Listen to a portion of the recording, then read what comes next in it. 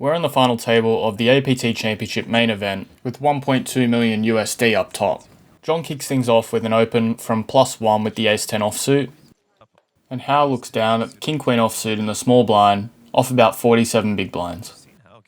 He decides to call, and old mate with the pen and paper gets out of the way. The flop comes Jack, Jack, Deuce, Rainbow. Great board for the pre-flop aggressor, and once Hal checks, looks like John is playing a range bet strategy of quarter pot, and against this, Hal decides to go for a check raise. Would prefer better suits, blocking Queen Jack of Diamonds is not nice, and the solver would have liked to go for a really polar 110% check raise size, really condensed to our Jack X and some smaller pocket pairs that need protection. John makes the call, approved by the solver, and we see the 9 of hearts on the turn. John picks up a gut shot, and this is where the hand gets a little bit sticky. Solver plays a 72% turn check after check raising. This stems from his small check raise size on the flop, which kinda leaves him in no man's land. John makes the correct turn call, and there's 30 big blinds in the pot on a final table, and neither man has a pair.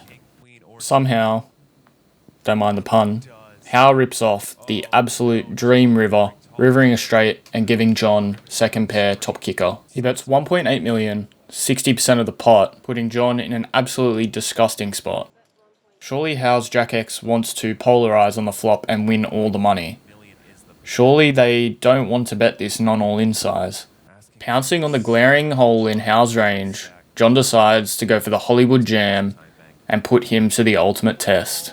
Despite his hand being a pure fold in theory, John decides to turn his 10 into a bluff and send his chips into the middle, laying Hal an absolutely ridiculous price on a call. And this is part of the reason why the 40% size is preferred in Hal's shoes. He simply saves more chips if he folds to a jam.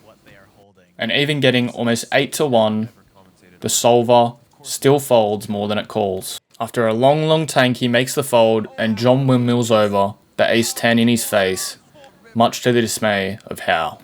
This was truly one of the sickest hands I've ever seen, and credit to John for finding an absolutely incredible bluff. GTO score up on the screen. Comment below if you agree. Constantiniano came here to play.